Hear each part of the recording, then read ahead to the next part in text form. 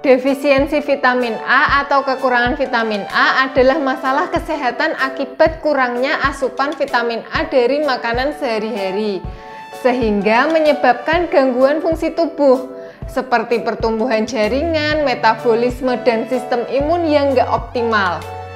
Kalau kamu mengira vitamin A hanya untuk kesehatan mata, kamu salah, karena manfaatnya tidak sebatas itu dan masih banyak lagi.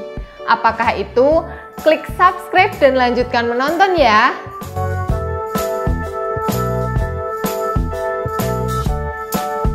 Assalamualaikum semua. Hari ini aku apoteker Gigi Kenangasari akan bahas mengenai vitamin A, terkait dari mana sumbernya, fungsi bagi tubuh, jumlah kebutuhan vitamin A sehari-hari, serta suplemen atau obat yang bisa kamu konsumsi agar kebutuhan vitamin A tercukupi.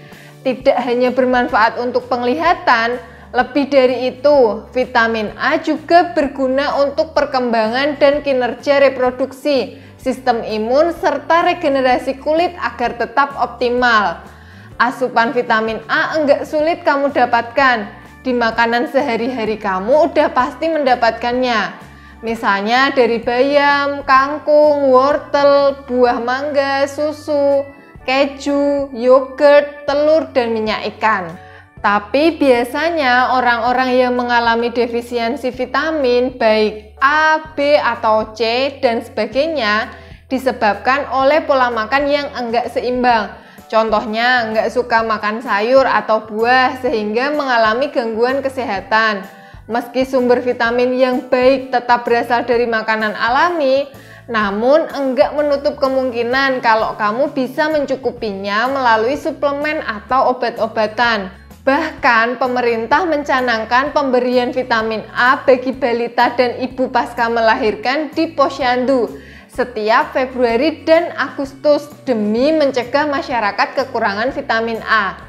Secara umum, kamu bisa mendapatkan vitamin A dengan mudah di apotik atau bahkan di toko-toko kecil ya. Selain di apotik, ada juga vitamin A dengan dosis yang tinggi yang hanya bisa diperoleh dari resep dokter. Biasanya sih diberikan untuk pasien yang benar-benar kekurangan atau memiliki gangguan kesehatan tertentu yang mesti ditangani secara khusus. Kebutuhan vitamin A masing-masing orang berbeda-beda. Jumlahnya bisa dilihat dari angka kecukupan gizi yang didasari dari usia, jenis kelamin, dan kondisi kesehatan. Nah, misalnya jika diurut berdasarkan usia, kebutuhan vitamin A per hari menurut Peraturan Menteri Kesehatan Nomor 28 Tahun 2019 dapat dilihat pada tabel berikut. Untuk bayi 0 sampai 5 bulan itu 375 RE yang bersumber dari pemberian ASI eksklusif. Kemudian meningkat sesuai usianya.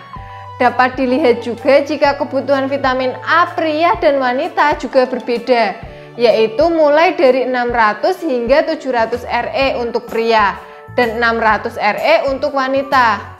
Untuk ibu hamil dan menyusui pun juga berbeda, yaitu lebih dari 300 RE untuk ibu hamil dan lebih dari 350 RE untuk ibu menyusui. Lalu gimana kalau mengkonsumsi lebih dari itu? Sebenarnya jumlah tadi adalah rata-rata kebutuhan manusia per hari dan masih ada ambang batas maksimal konsumsinya per hari, yaitu sebaiknya asupan vitamin A tidak melebihi 5000 IU atau setara dengan 1500 mcg atau satuan RE. Untuk datanya bisa kamu lihat keputusan BPOM tentang ketentuan pokok pengawasan suplemen makanan. Meski suplemen vitamin A relatif aman dikonsumsi, namun masih ada resiko interaksi dengan obat lainnya loh. Misalnya, jika diminum bersama warfarin dapat meningkatkan potensi pendarahan, serta jika diminum bersama simvastatin bisa meningkatkan risiko gangguan hati. Jadi tetap mesti hati-hati ya. Pada dasarnya kalau dosis atau takaran sesuai, mengkonsumsi vitamin A tidaklah berbahaya. Akan tetapi mengkonsumsinya dalam dosis tinggi dan jangka panjanglah yang bisa menyebabkan efek samping. Misalnya diare, nafsu makan menurun, sakit perut, mual, bibir kering, sakit kepala, dan sebagainya. Jadi kamu harus berhati-hati dan memperhatikan petunjuk konsumsi, atau kamu dapat bertanya ke apoteker, gimana sih minum vitamin yang aman? Saran dari aku, cukupilah kebutuhan vitamin A kamu dengan pola makan yang sehat dan seimbang. Karena untuk mencukupi vitamin ini nggak susah-susah amat kok. Asal kamu rutin makan sayur dan buah, aku rasa udah cukup memenuhi nilai gizi sehari-harimu. Oke, segitu dulu ya tentang vitamin A. Jika kamu ingin aku membahas vitamin lainnya, kamu bisa tulis di kolom komentar. Nanti akan aku bahas di video selanjutnya.